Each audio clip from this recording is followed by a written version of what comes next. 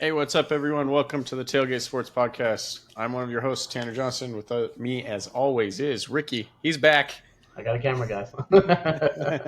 He's got a camera this time. What's up, Tanner? Good. How you doing, Ricky? Pretty good. So today we have the awesome opportunity to interview the new head coach for Centennial High School out in Peoria, Arizona, Woo! Coach Andrew Taylor. Coach, you want to Hey introduce yourself guys. real quick?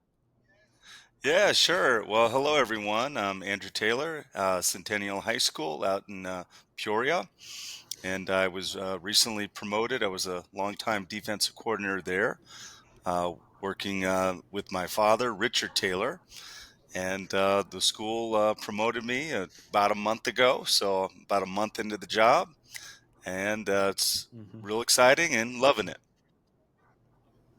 Love it. Yeah, that's great. Before we jump into the interview, real quick, again, we just want to do a little housekeeping. Don't forget to follow us on social media on TikTok at Tailgate Sports Podcast, on Instagram at Tailgate Sports Podcast 24. Again, we are a two-man small business, so do support us by rating, commenting, subscribing, just sharing it around on everything that you can. It definitely supports us. It supports the athletes and the coaches that we're doing this with. So we really appreciate you guys showing some support. But Coach, my first kind of question with you, obviously, your dad coached there for 35 years, like built Centennial into the juggernaut that it is. Like every year, I'm always like, Centennial's a little lower on the rankings than they probably should be. I mean, obviously this year, you guys went about, I think it was 2-7 in the regular season, and then just went on a tear at the end and won the state championship.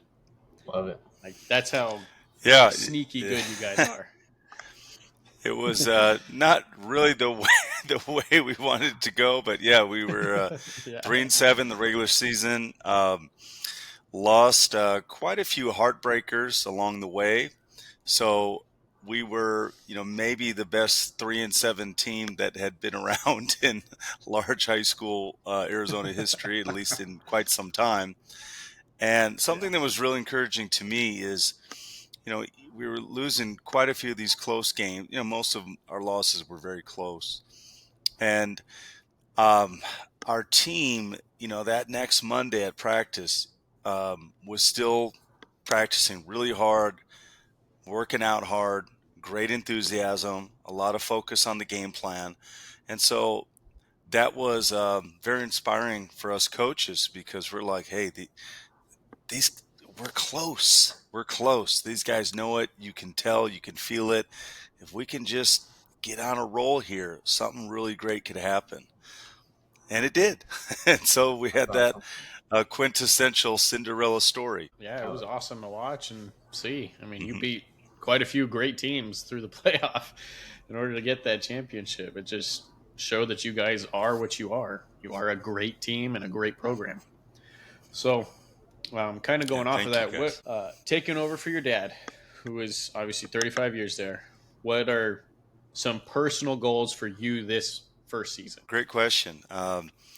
Well, we always have a goal at the end of the season of being a championship team. Of the ultimate goal is hoisting up that gold ball at the end and having that moment.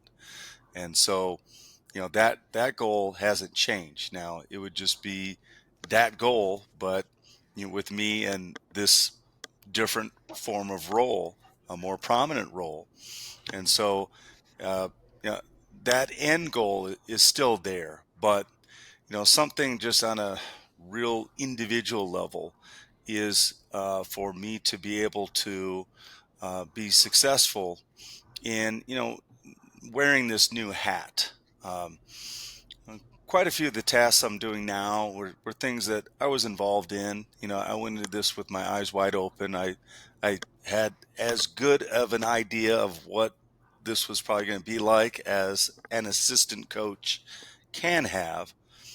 But, I want to be able to function in such a way that we can not only maintain the standards that we have had, but uh, even take the program a next step, another level. That's a great answer. Definitely a great goal. Obviously, culture's been established and you're just taking that next step. Ricky, you got a question? Coach, I just wanted to know if you could share a little bit of your coaching philosophy with us. For sure. Coaching is teaching. A football coach is in or in one sense a teacher of the game of football. But coaching is a lot more than that. And for a lot of our players, the coaches come to realize that they don't know it already. That for a lot of them, they are the most important positive male role model in the lives of those players. So, um, being a positive role model, a positive constructive force in their life is something very important to me as a coach. One of the reasons I even ever wanted to be a coach is because, I was blessed to have men like that in my life, that were able to give me a feeling of success, that this game of football could be something more than just a kind of thing that I would just do for a few years and then just kind of put it aside. Um, I think it's also important that, coaching is a form of service. Most of your thoughts, most of your actions, most of your energy is in a form of service role to to different groups, but most directly the young men on your team. And so I think those are some ingredients that coaches need to keep in mind, and I certainly try to. Appreciate it. And I had another question for you. Is there a coach, either high school, college, NFL level, that you kind of model or take anything from? Well, my father was involved as a coach in many of the sports I was in. I went to Centennial High School. I played there. So certainly, that was my main guide and role model. But, I was lucky to have a lot of great coaches along the way. Um, After high school, I played at Glendale Community College when the Maricopa Community Colleges had football. And my first head coach there was Joe Kirsting, who was a great coach and a great influence for me. And so I think I was able to take little bits here and there, hopefully from different coaches along the way, and then combine that with my own personality, because you have to be yourself. You can't pretend or try to act like someone else. Everyone will see right through that. Another coach at Centennial, when I was a player there, I would have to mention, is Jim Coleman. And something that I didn't fully recognize or realize at the time is how selfless he was. Um, in an era where almost, I don't want to say almost every, but when many coaches or people involved in football, or shall we just say youth sports, often have their hand out for, hey, how much money can I get for this? How much can I get for that? It just amazed me how much he did just for nothing. Uh, and I grew up knowing him, so it just seemed normal. But now I think back on it, I was like, wow, coach, you just did that, and then you did this, and buying things out of his own pocket for the program and our weight room and just things because we didn't have it. So I try to take some of those positive lessons along the way. You also, I played 14 years of tackle football from Pop Warner to my end of my college years, which was at the University of Tulsa. So you also get cautionary tales too. Little things you're like, okay, don't do that. Try not to be like that. And I'll leave those names out. But I like that. Yeah, yeah, I definitely agree. Like, I mean, football, especially like NIL coming into a big way with college players. The cautionary tale that I kind of always think of is the Jaden Rashada story. Are you too familiar with Jaden Rashada's whole saga that he's gone through? not super familiar. You might have to catch me up a little bit. Okay, so Jaden Rashada was one of the top quarterbacks being recruited out of the 2022 recruiting class. He originally committed to the University of Florida because they promised to pay, or the University of Miami because they promised to pay him $3 million. Just out of the blue. That's Mm. the only reason he was going. And then Florida comes up and says, "We'll drop $7 million on you," but then that just kind of evaporated. Like they lost the donors. Like that's a lot of money to be able to try and give to one Mm-hmm. guy, Mm-hmm. and so the money just didn't materialize. And so he decommitted really quick from Florida. Ended up at ASU for his freshman season because ASU was it was the first year of Coach Dillingham. They were kind of just looking for a quarterback just to even start under his leadership. And then after his season, it was kind of up and down. Showed some glimpses, but he was kind of little hot headed, little stubborn. Yeah. Didn't take to his coaching Mm-hmm. too well, and so he got benched and put back in and benched. And he was definitely the best player in that room, but they couldn't put him out for his lack of like those X factors, the off the field Mm-hmm. issues that they were having. So once the season's over, immediately enters the transfer portal, goes to Georgia, and he's like the third or fourth string guy in Georgia, which probably wasn't too happy about. And then the season Mm-hmm. ends. Obviously, Carson Beck, Georgia gets eliminated in the playoff. He assumed that he was promised the starting job next year. And Coach Kirby Smart ended up awarding it to uh, the backup, the direct backup, instead Mm. of to Rashada. Yeah. So he immediately jumped in the portal again. And now he's saying, I'm just taking a whole year off of college. I'm just going to train until I can get back into it. And I'm just like, instead of putting your head down at a good program that's going to take care of you, like Georgia or even ASU with Dillingham, you could be the starting quarterback at ASU's run through the playoff. Like he Mm-hmm. was that talented, and he just kept focusing on himself. So I like to hear that you've at least seen some of those, and you've seen the excellent versions, the complete opposites of that. Um, and I know that you're Oh, for definitely sure. imbuing that onto your team. Yeah. Well, the transfer portal is it's certainly an opportunity where players can get out of tough situations. When I played college football in the mid to late '90s, I was just talking about this with my old college roommate. Like it didn't even occur to us that we could do anything else or go anywhere. We're like, this is where we're at. It's like we didn't even entertain these thoughts. And I know that can be too far, where the power dynamic is too far away from the players, where they just are in control of very little.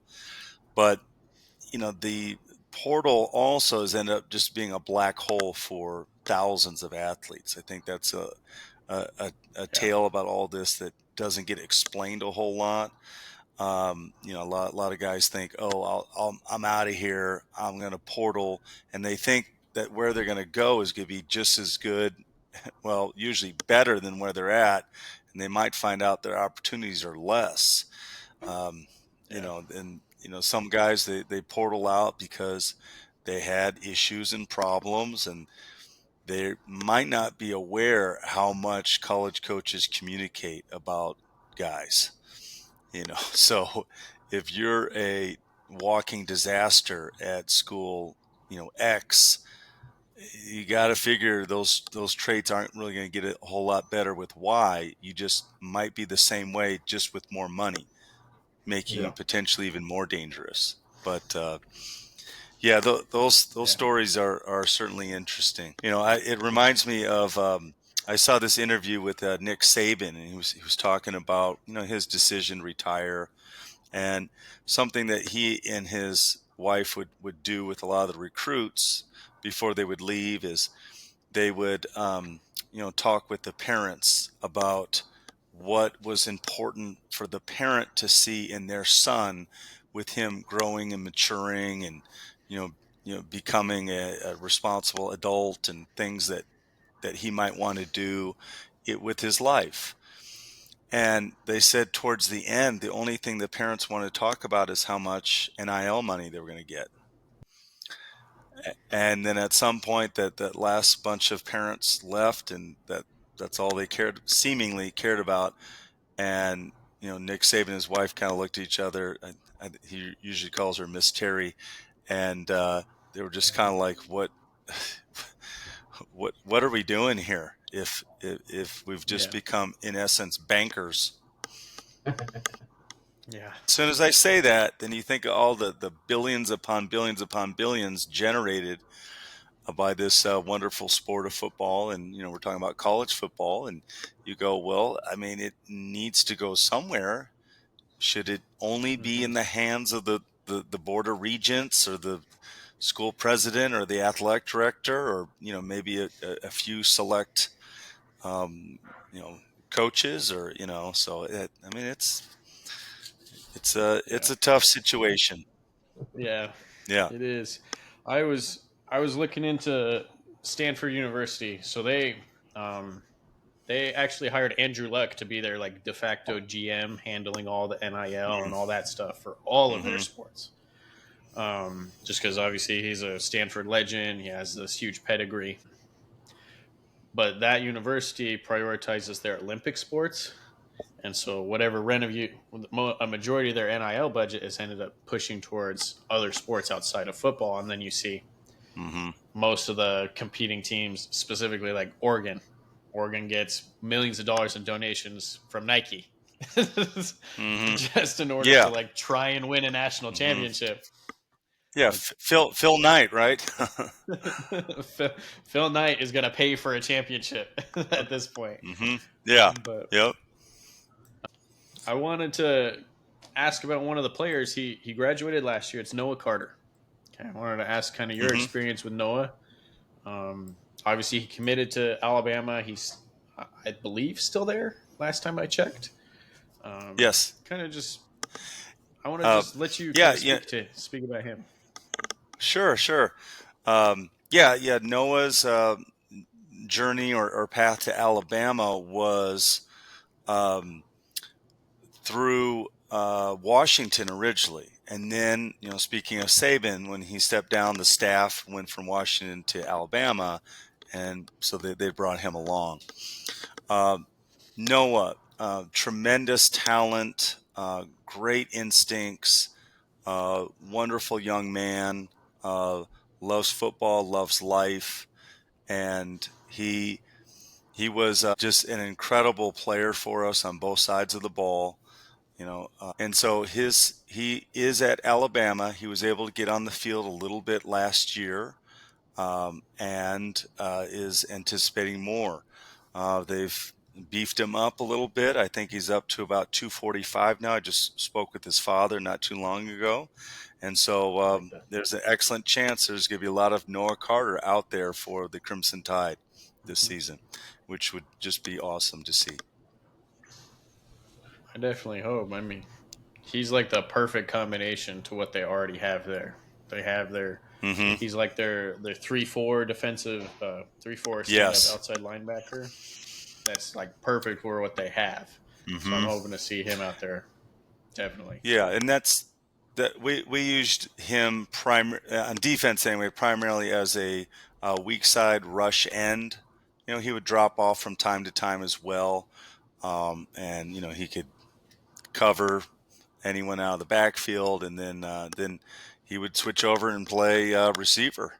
So he was certainly a two-way talent and a Centennial Coyotes legend. Yeah, it was wonderful having him. Yeah, you got something, Ricky? Yeah, so the old stereotype, football players and start in like big programs usually get away with murder sometimes. I just wanted to ask you a question on how do you approach player discipline? Good question. I think you have to have rules and establish those right away, and you just got to be ready that anything that you put down as a rule, you have to back it up. If it says, "Hey, you do this, this happens," you got to stick to that. And if you don't do it, then it means nothing, and that does mean that this could happen to a star player or the star player. And so I totally realize that is a stereotype, but that is something that I've always advocated to, keep everything the same, whether you're All American or fourth string. And I think it's maybe easy to say that right here, right now. It might be harder to say that if that star player does something right before the big playoff game. But I, I think part of what we are doing as coaches is instilling a important feeling of responsibility and accountability in our young men, particularly in a world where maybe that doesn't get instilled all that often. And if that means of discipline or a suspension or whatever it needs to be, sometimes you gotta think about the long view ahead. Not just this game on Friday, but what kind of man is this going to help build at some point? I love that. Yeah. I personally want to Yeah. thank you, because you, like you said, you're molding these young men to be better, better citizens and productive members of society. Like I said, I thank you guys because you see on the news with all these young kids, getting in trouble. So I personally want to thank you for what you do. Well, thanks so much, guys. And I try to tell the guys all the time about their grades. That really school comes first, and I have this saying: A's equal money. You get those A's That's in smart. school, you have a lot of opportunities. And I am proud to say that our varsity team this last year averaged a 3.2 GPA. So Awesome. that we got a lot of players that are very great students and very dedicated. I That's love great that. to hear. Yeah. So I want to give you the chance to kind of spotlight a couple of your leaders heading into this next season. Obviously, upperclassmen, whoever you think, whoever you're looking to spotlight going into this Yeah, next season sure. this year. Sure. Yeah, we have quite a few players that we're really going to be leaning on quite heavily, and some are seniors, but some are younger players that but they've been on varsity and they've been out there quite a bit, and we expect a lot out of them. So um, I'll just start on defense. Being a defensive coordinator for so long, that's just kind of a natural place to start. And Yeah. we have a couple returning defensive linemen like Luke Franklin and Jace Langley, which we think will have really great seasons.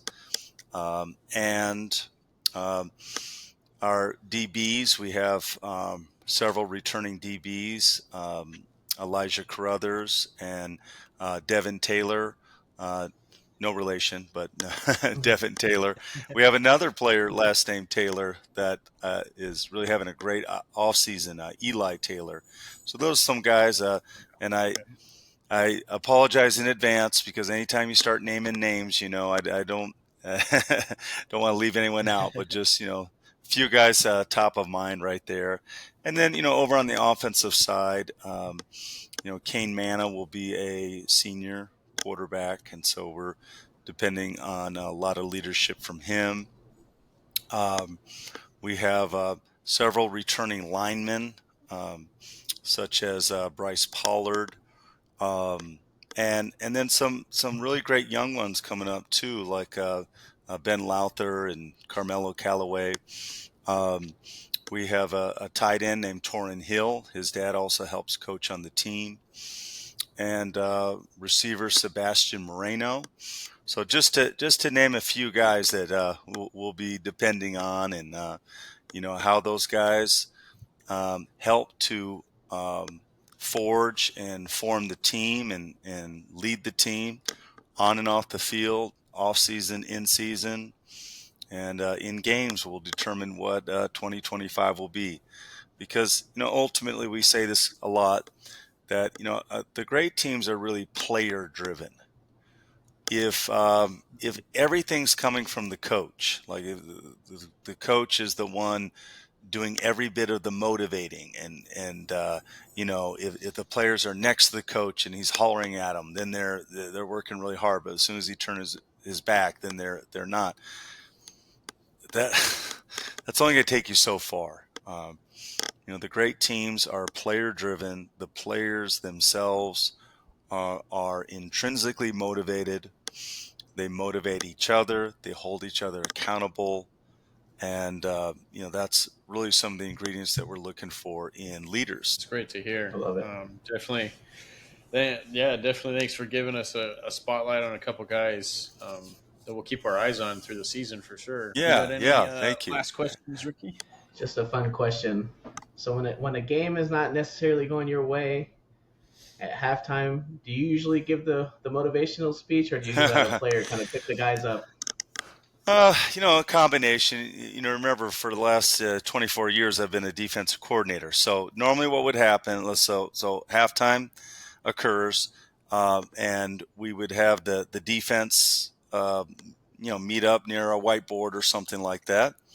And what I'm doing on the way into the locker room at halftime, I'm on my headset. I'm talking to a coach or two that are up in the box, and we're talking about, hey, we got to fix this, we got to change that, do this check, watch out for this play. So I usually got 4 or 5 things I'm going to try to communicate as fast as possible, and so I do try to say that. I I don't want to say I'm always one way or the other. There could be a little Dr. Jekyll and Mr. Hyde, just depending on how things are going. Um, but it is, getting back to that player driven. It's great if you have some trusted leaders out there that have, constructive things to say, not just, come on guys, come on. They're really saying like, hey, coach, they're setting up that reverse, or, hey coach, I think the B gap is open on this or that stunt. And so having players that you can trust, that you respect, not just that they can get things done on the field, but how they're seeing the game is accurate. What we have now, we have these systems where we can see the highlights. All the teams have like a TV on the sideline, so you can bring the guys over and you can watch replays of how the game is going. And so you get a pretty good feel for what's happening by the time you go in at halftime. And I just get a chuckle because I remember years ago, before we had any of that, if things weren't going good on defense, I would say, Mike, what's going on out there? I'm getting double teamed. I was like, okay. Joe, what's happening? I'm getting triple teamed. And you're like, okay. And then the other kid says he's getting double, triple teamed too. I was like, how many players do they have? How are you all getting double, triple teamed? This is impossible. Uh, There's not enough players on the field for that. yeah. And so having guys that, they are still in the heat of the battle, like, hey, coach, they're yelling, vulture. And every time they yell vulture, this or that is happening. And so, sometimes we talk about those kinds of things too. I think in general, just, getting in there at halftime and chewing them out is, there can be some times or some moments for that, but if that is just your modus operandi, that they're just going to tune you out at some point. Yeah. You want to make sure your words are filled with something useful, something helpful. I mean, maybe inspiring, but honestly, at halftime, it's usually such a kind of rush to go over the things you want to go over. It's generally more functional things, Hey guys, they're going to try to make us jump on the next 3rd and short. They're setting up this play. They're setting up that play. Hey, we haven't run this blitz yet. We're gonna at first, this or that situation in the 3rd quarter. Get ready for it. So it's usually more of that kind of stuff. I like it. Yeah. All right, Coach. Definitely a special thank you for doing this interview. We're definitely excited to keep in touch and be communicating with you going forward, and obviously covering your team for this next year. Yeah. So we just want to thank everyone for listening to the Tailgate Sports Podcast, and we'll see you guys next time. Right, Ricky? Yep. Appreciate it, Coach, again. Thank you. Yeah. Ricky, Tanner, thanks so much, guys. Love what you do. Respect what you do. Thanks so much. And look out for the Centennial Coyotes in 2025. Let's go. Absolutely. All right. We'll see you guys next time. All right. Thank you, guys.